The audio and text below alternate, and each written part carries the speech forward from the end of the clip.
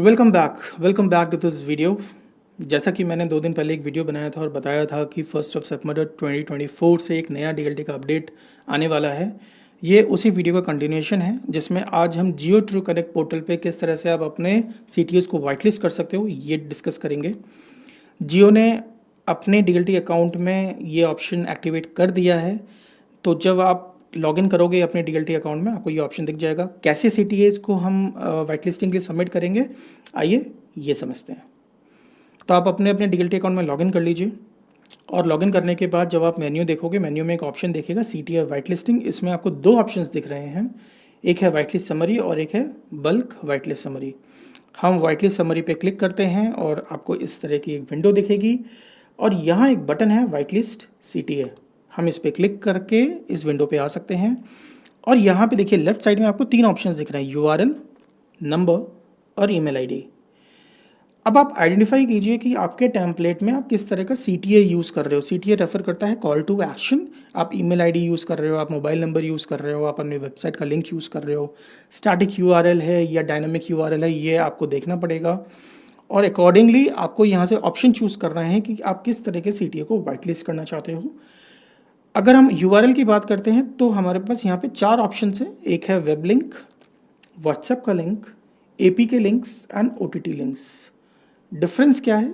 देखिए, web link होता है जनरली अगर सपोज मैं किसी को अपनी वेबसाइट पे रिडायरेक्ट करना चाह रहा हूँ या वेबसाइट के एक पर्टिकुलर पेज पे रिडायरेक्ट करना चाह रहा हूँ, तो मैं यहाँ पे सपोज ये मेंशन कर देते हैं www.medialabs18.com।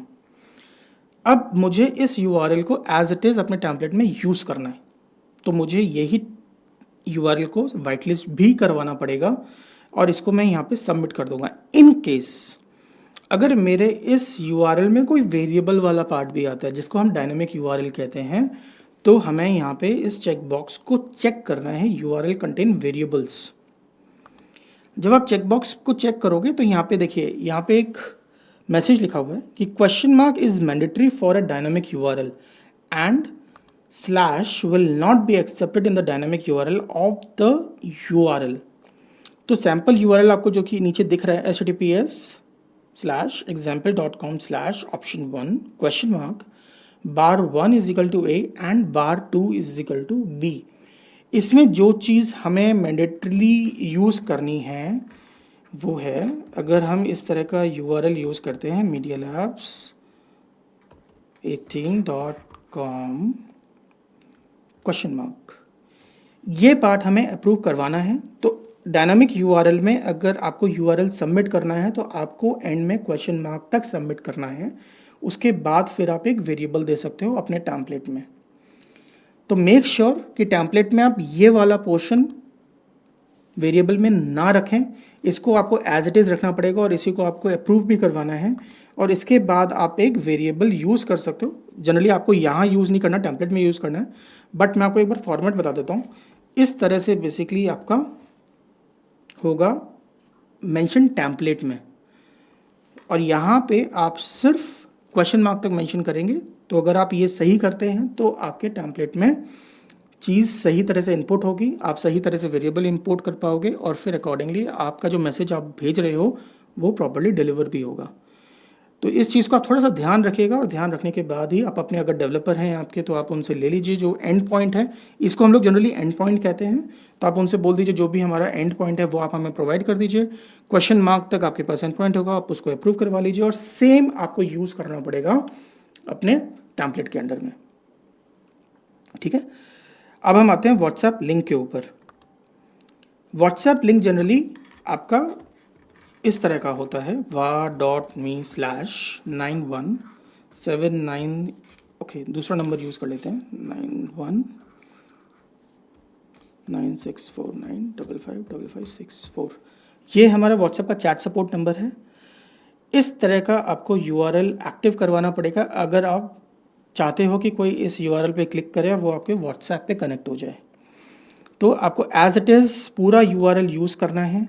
नंबर आप अपना यूज़ करेंगे, मेक श्योर कि उसके आगे आप अपना कंट्री कोड मेंशन करें, प्लस यूज़ करने की ज़रूरत नहीं है, 91 विल डू फॉर इंडिया। और उसके आगे जो भी आपका व्हाट्सएप नंबर है वो आप यूज़ कर सकते हैं ताकि जब भी इस यूआरएल पे कोई क्लिक करेगा वो डायरेक्टली आपके व्हाट्सएप पे कनेक्ट हो जाएगा। फिर आता है APK लिंक्स। यहाँ पे आपको एक चीज़ ध्यान देने वाली है कि अगर आप APK लिंक दे रहे हैं तो जैसे मैं एग्जांपल में आपको बता रहा हूँ,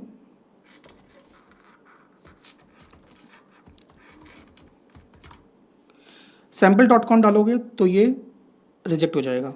आपको क्या डालना है, APK। APK मैंडेटरी है। अगर आप APK लास्ट में नहीं डालोगे .apk तो ये जो लिंक है ये वाइट लिस्ट नहीं होगा, रिजेक्ट हो जाएगा। तो ये इंश्योर कीजिए कि अगर आप APK चूज़ कर रहे हैं तो आपका जो पूरा URL है वो एंड होना चाहिए .apk से। सिमिलरली OTT का लिंक डाल रहे हैं तो OTT का जो भी लिंक आप यूज़ करना चाहते हैं वो आप यहाँ पे यूज़ कर सकते हैं। अगर आपके टेम्पलेट में नंबर है, अब यहाँ पे भी देखिए डिफरेंट ऑप्शंस अवेलेबल हैं। मोबाइल नंबर है, लैंडलाइन नंबर है, टोल फ्री नंबर है या किसी और तरह का नंबर है। मोबाइल नंबर है तो यहाँ पे ऑलरेडी कंट्री कोड दिया हुआ है क्योंकि आप इंडिया में हैं, इंडिया को मैसेज कर रहे हैं, इंडियन सिटीजन्स को मैसेज कर रहे हैं, तो +91 ऑलरेडी दिया हुआ है, आप कोई और नंबर यूज़ नहीं कर सकते हो। और यहाँ पे आपको 10 डिजिट मोबाइल नंबर यूज़ करना है क्योंकि अभी तक सिर्फ 10 डिजिट मोबाइल नंबर की सीरीज़ ही इंडिया में चल रही है। लैंडलाइन नंबर अगर आप देते हो अपने टेम्पलेट में तो यहाँ पे आप STD कोड मेंशन करेंगे और यहाँ पे अपना जो आगे लैंडलाइन नंबर है वो मेंशन करेंगे। टोल फ्री नंबर में इंडिया में 2 सीरीज़ चल रही हैं, 1860 और 1800। तो आपके नंबर 1860 या 1800 से ही स्टार्ट होने चाहिए। अगर आप कोई और नंबर इसमें यूज़ करोगे तो अगेन वो वाइट लिस्ट नहीं होगा। अदर्स नंबर में आप देख लीजिए, अगर आपके पास किसी और तरह का नंबर है तो वह आप यहाँ पे एंटर करके सबमिट कर सकते हैं। अब हम आते हैं ईमेल पे। ईमेल आप सबको पता है कि ईमेल एड्रेस का फॉर्मेट क्या होता है। इनिशियल एक पार्ट होता है, फिर @ होता है, फिर आपका डोमेन का नाम होता है .com .in या जो भी जिस तरह का भी एक्सटेंशन होता है। तो अकॉर्डिंगली लाइक मेरे ऑफिस का ईमेल एड्रेस है contact@medialabs18.com। अब मैं ये वाला जो ईमेल एड्रेस है, अगर इसको मैं वेरिएबल में यूज़ करना चाहता हूँ या स्टैटिक यूज़ करना चाहता हूँ, टेम्पलेट का पार्ट बनाना चाहता हूँ, अकॉर्डिंगली अगर मेरा ये ईमेल एड्रेस अप्रूव्ड है एंड वाइट लिस्टेड है तो मैं इसी ईमेल एड्रेस को यूज़ कर पाऊँगा। अगर आप वेरिएबल में यूज़ कर रहे हो और आपने कोई और ईमेल आईडी डाल दिया जो वाइट लिस्टेड नहीं है तो अगेन आपका मैसेज रिजेक्ट हो जाएगा। तो इस चीज़ का ध्यान रखिए। अगर आपका URL है तो अकॉर्डिंगली आप सही तरह से URL चूज़ कीजिए, किस तरह का URL है, डायनामिक है, स्टैटिक है, व्हाट्सएप का लिंक है, AP का लिंक है या OTT का लिंक है। ये आपको अच्छी तरह पता होगा कि क्या आप URL में शेयर कर रहे हो, तो अकॉर्डिंगली आप चूज़ कीजिए। नंबर यूज़ कर रहे हैं तो अकॉर्डिंगली आप मोबाइल नंबर है, लैंडलाइन नंबर है, टोल फ्री नंबर है या किसी और तरह का नंबर है, अकॉर्डिंगली आप चूज़ कीजिए।